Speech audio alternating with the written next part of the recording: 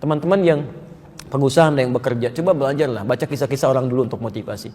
Imam An-Nawawi itu punya kitab bagus, At-Tibyan fi Adab Hamalatil Quran, terbitan Darun Nafais, 187 halaman.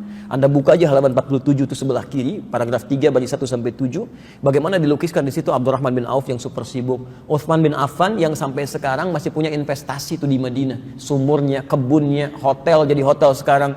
Itu Masya Allah, kenikmatannya bukan saat omsetnya datang.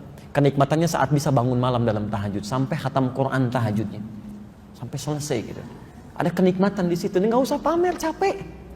Dulu sudah ada yang pamer dan nestapa kehidupannya. Ngapain diikutin? Buang-buang waktu gitu kan? Ini inti masalah kita. Orang pamer di antara masalahnya adalah ketika dilihat ada kelebihan, maka lawan yang belum mendapatkan itu, setan tidak akan mendiamkan. Jadi kalau Anda sedang punya dititipkan sesuatu, potensi masalahnya ria dan sombong. Yang belum dapat itu potensi masalahnya iri. Ternyata pintu masuk setan kepada nafsu membawa penyakit iri ini bukan ingin menghilangkannya dulu, tapi keinginan untuk memiliki hal yang sama. Awas, hati-hati. Bukan keinginan yang positif, karena kalimatnya diungkapkan dengan kata laita, laita. Ingat, kalau keinginan untuk meraih dalam konteks yang positif itu boleh.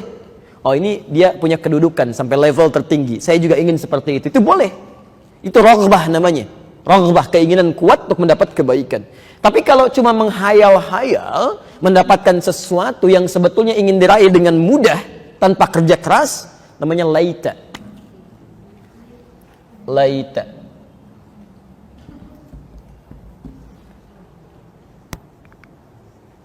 Bukan Raisa, laita.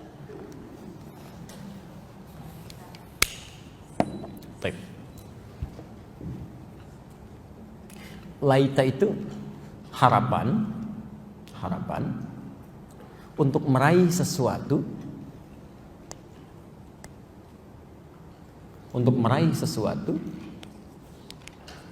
yang sulit dicapai,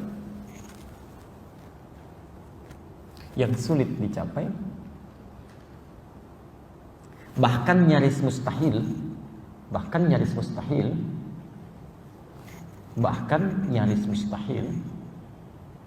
dengan cara yang instan dan mudah.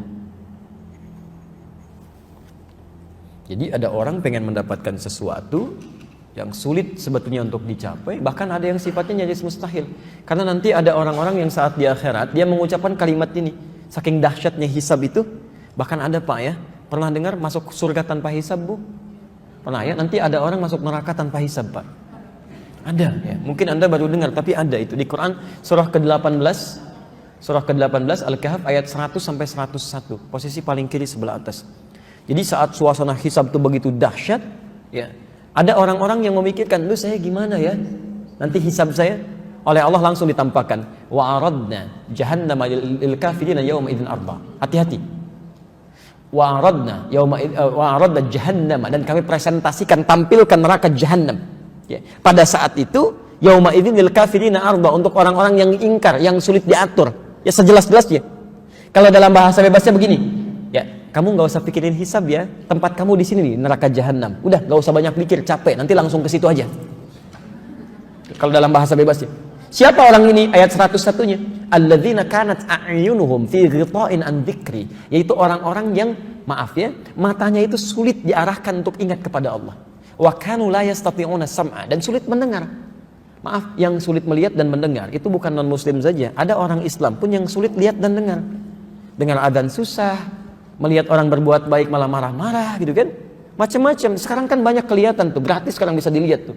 Hikmahnya Allah menghadirkan banyak masalah saat ini. Itu bisa kelihatan mana orang baik, mana orang buruk. Liyabluwakum ayyukum ahsanu amala, untuk menguji siapa yang terbaik di situ. Kan alhamdulillah Pak, bisa kelihatan tuh. Ya nampak dari mulai kalangan level atasnya sampai yang bawah-bawahnya. Dari yang ulama betulan sampai yang aku ulama-ulamaan tuh. Ya. Lihat sini, kembalikan. Baik, pelan-pelan.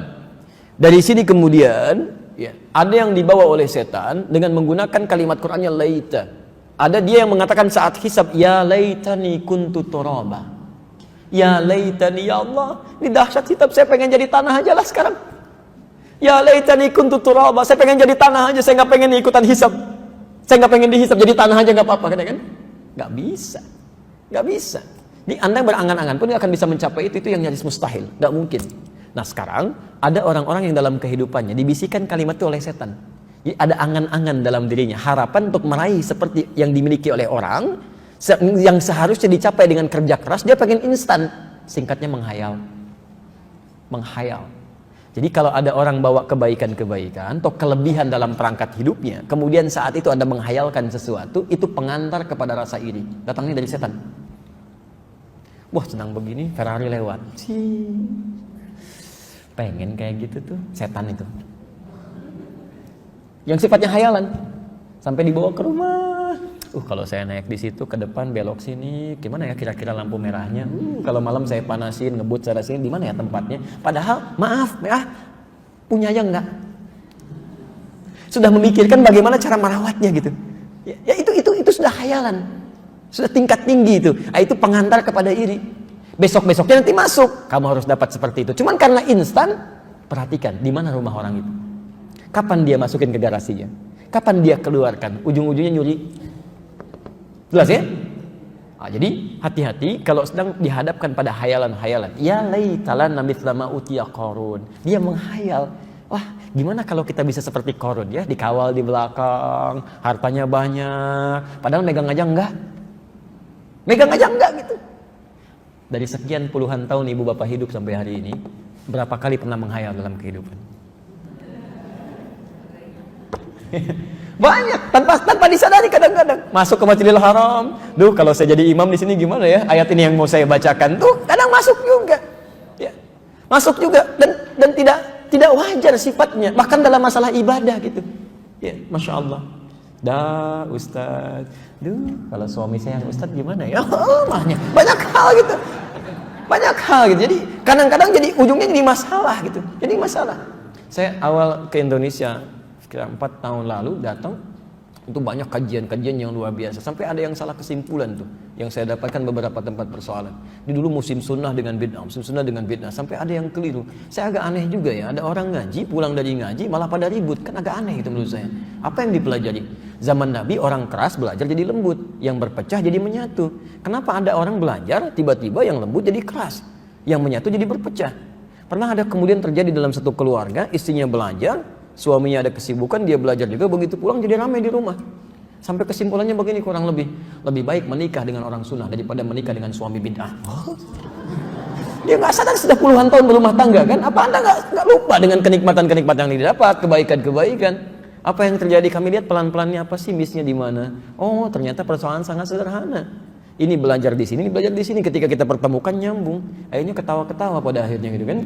Jadi coba kita lihat dulu, kalau kita dalami dengan baik, Anda melihat sesuatu yang agak berbeda di hati, pasti ada miss di situ. Ya, tapi kalau kita rasakan ada ketenangan, kenyamanan, iman kita meningkat, itu yang terbaik. Itu yang terbaik. Jelas ya? Baik. Kita baru sampai sini nih ya. Jadi baru pengantar. Kalau ada orang-orang yang sifatnya sering menghayal, coba pulang ke rumah ya. Bapak ibu nggak menghayal, teman mungkin anaknya lagi menghayal, kan? Atau kerabatnya jadi persoalan nih. Baik. Jelas sampai sini?